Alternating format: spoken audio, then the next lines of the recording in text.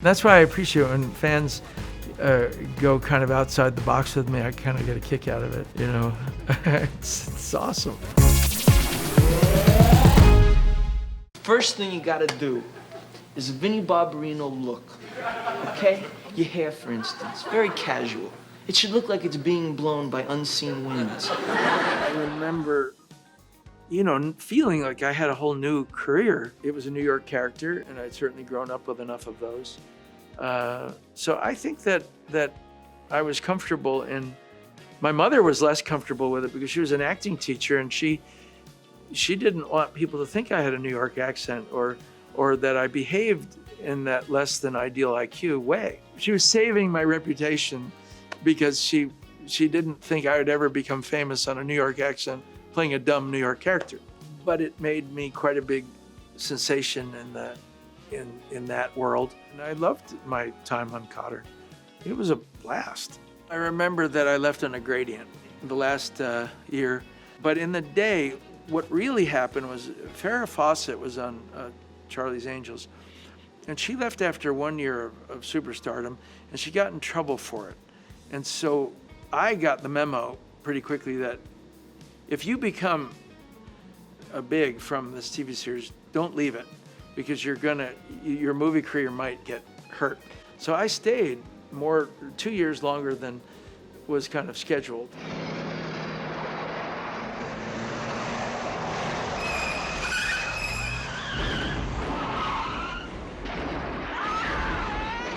What I remember about it is that it was fun to be on that set. I didn't realize how significant that movie was going to be, because it not only got 2 Oscar nominations and became a contender in history for maybe one of the better horror pictures ever made. It launched me, but it satisfied a lot of film history. This was a movie where, not unlike Grease, it was just a bunch of young, new actors that were joining some thoroughbreds and having at it, you know, and De Palma, the helm, and all about fun. So I think Carrie was an important movie on many levels, for sure. And the movie was a far more well-made movie than I had anticipated it would be. You know, it became an instant classic. Well, you can't tell by the way I use my walk. I'm a woman's man, no time to talk.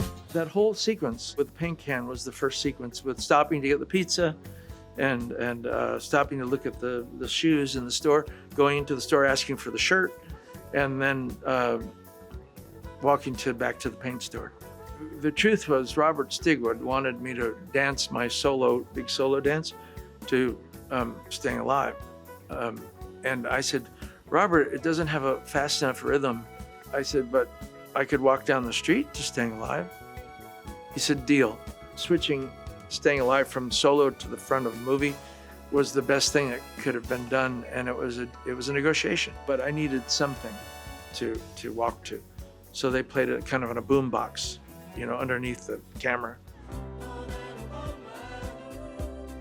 You know, initially I wanted a black suit with a white shirt, and Patricia insisted that it be a white suit because you could see it better in the dark. I actually had to agree. It made a lot of sense. So I acquiesced to the white suit with the black shirt instead of the other.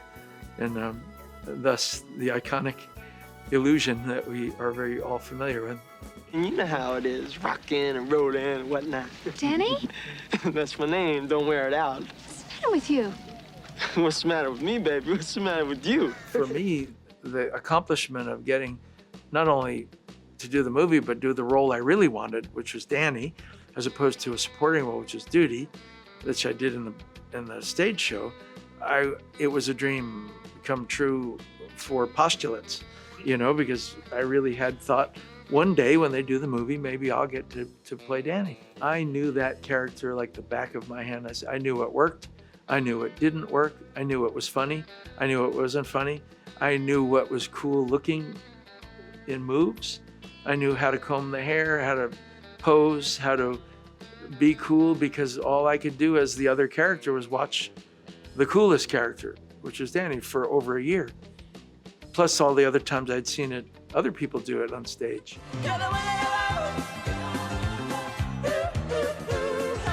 You're the One That I Want, I still believe is the most successful duet in music history. And unfortunately, nothing will ever beat it because record sales aren't the same as they used to be years ago, so nothing can beat it. So I think I have the permanent record of that being the ultimate duet. Coffee regular. Love it. You know, that's breast milk. Why didn't you tell me? Hey, man, you're on your own. Does anyone ever talk about Bruce was the voice and Look Who's Talking and you were in Pulp Fiction with him? I mean, that's a real interesting correlation that no one really talks about. That baby grew up and killed me. We became friends after Look Who's Talking, and we went on a couple of vacations together, Bruce and Demi and Kelly and I, at his house in Idaho and then in the Caribbean on a boat. So we had been there, done that, already friends. Now we're getting to do another movie, but we're getting to be in person with each other on screen.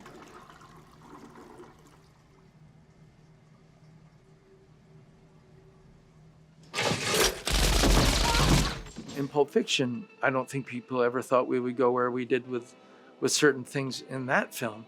So sometimes shock value in a movie is viable if it tells the story well. I could cry thinking about it, but he loved me so much, and I could feel the love and admiration and the trust. You know, he always said, you're an unpredictable actor, and I really love that about you. He said, I have no idea what you're gonna do with this role. If I wanted a predictable actor, I would have hired this guy, or that guy. But I don't want that for this particular part. So trust had a lot to do with it, and joy of watching me. This guy really enjoyed watching me. You know, it made me cry because it was like a parent watching you more than it was anything else. He just, I think he felt I made the right choice. He put his career on the line with Weinstein in order to get me to do it. And I couldn't believe anybody was doing that for anybody in show business, really. You know, and he was, and he said, use John or I don't want to do the movie. So I think every day that I did good work, he was so utterly proud that he chose me. You good looking. You're hot. It's like looking in a mirror, only not. In Face Off, basically we had to get down, because we had to visually fool the audience. We had to get down our physical attributes.